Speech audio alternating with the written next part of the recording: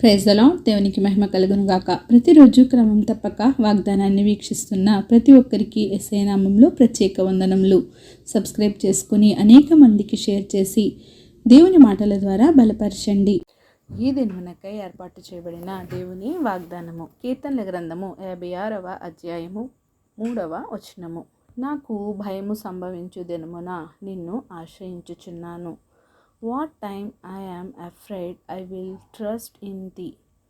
దావీదుకు భయము సంభవించినప్పుడల్లా దేవునిని ఆశ్రయించాడు.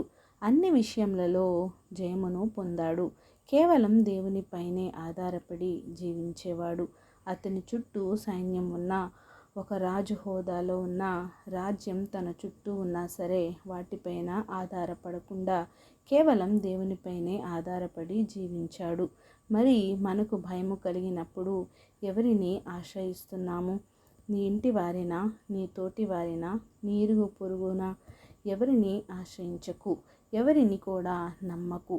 కేవలం దేవునినే నమ్ము, ఆయననే ఆశ్రయించు. ఎవరిని నమ్మినా నీకు ఫలితం దొరకదు. దేవునిని మాత్రం నమ్మినా నీకు సంపూర్ణంగా ఫలితం దొరుకుతుంది. నీకు దేవునిపై సంపూర్ణ విశ్వాసం, సంపూర్ణ నమ్మకం ఉన్నప్పుడు శరీరధారులు నన్నేమి చేయగలరు అని దావీదు మహారాజు గొప్ప నమ్మికతో ఉన్నాడు.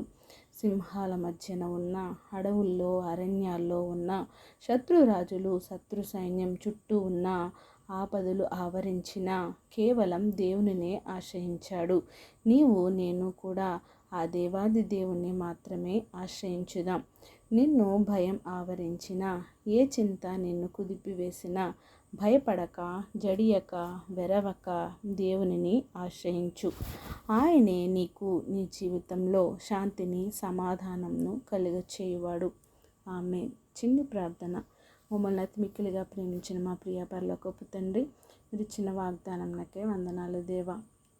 ఎవరైతే ఉదయకాల సమయంలో ఈ వాగ్దానాన్ని విని ఉన్నారో తండ్రి, అయినా వారితో సూటిగా మాట్లాడిన దేవా వందనాలు. వారి భయానక స్థితిలో తండ్రి ప్రభా మిమ్మల్ని ఆశ్రయించేవారిగా ఉంచండి. వారికున్న ప్రతి సమస్యను బట్టి, ఇబ్బందును బట్టి మీ మీద ఆధారపడే జీవితాన్ని ప్రతి ఒక్కరికి దయచేయండి. ప్రార్థన వస్తుకున్న ప్రతి ఒక్క బిడ్డని సమయంలో జ్ఞాపకం చేసుకొని సమస్త ఘనత, మహిమ, ప్రభావాలు మీరు ఆరోపించుకుంటారని యేసుక్రీస్తు పరిశుద్ధ నామమున ప్రార్థించి అడిగి వేడుకొంచున్నాను మా తండ్రి. ఆమేన్. God bless you all.